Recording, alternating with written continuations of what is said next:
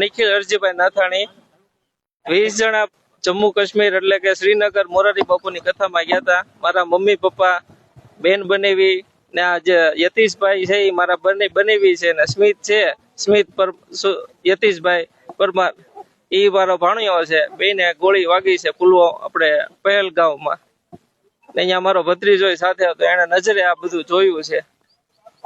યતીશભાઈ સુધીરભાઈ પરમાર, મારા બેન કાજલબેન, યતીશભાઈ પરમાર અને સ્મિત યતીશભાઈ પરમાર, જે લોકો તારીખ 16 એપ્રિલના રોજ મોરારી બાપુની કથામાં શ્રીનગર ગયેલ.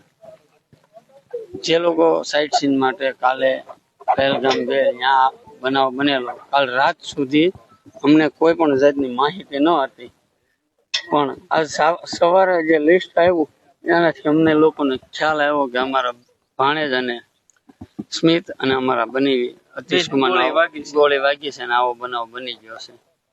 અમારા પરિવારમાં ખૂબ એટલે ખૂબ દુઃખ અતિ દુઃખ ભગવાને મોકલ્યું છે.